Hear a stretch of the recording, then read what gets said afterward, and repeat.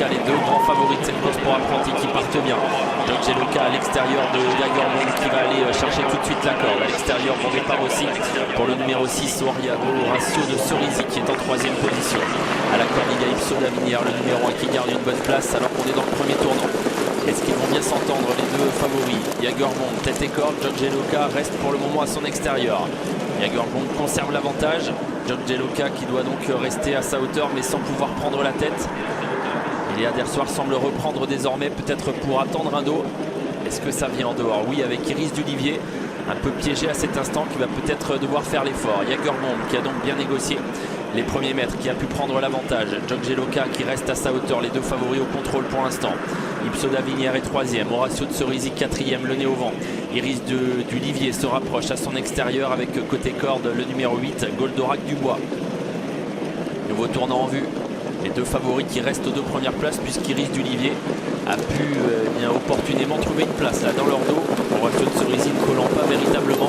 Il a d'ailleurs été repris Horacio de Cerisi et s'est placé côté corde. Jagerbomb, George Loka, les deux chauds favoris de cette course pour apprentis qui sont aux deux premières places et qui s'entendent pour l'instant.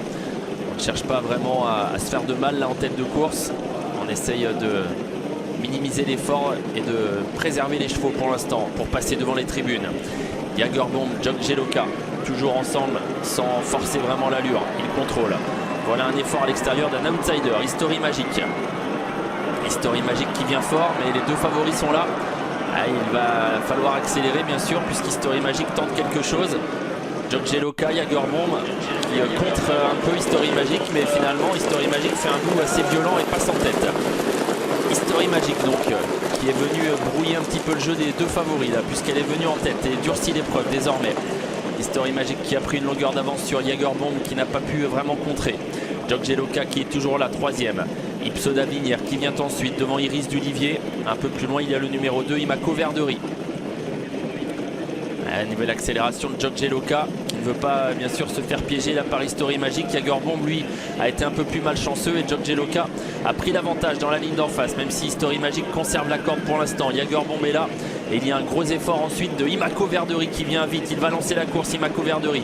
George Loka va devoir répondre à son attaque pour aborder le tournant final. George Loka, History Magic qui contre toujours à la corde, qui est reparti finalement. Jagerbomb est battu.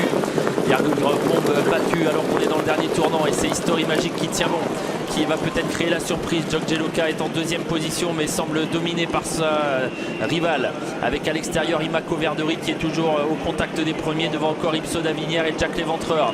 Tournant final, History Magic qui s'est détaché quelque peu de George Loka. Imako Verdery qui est lancé à l'extérieur désormais avec Jack Léventreur.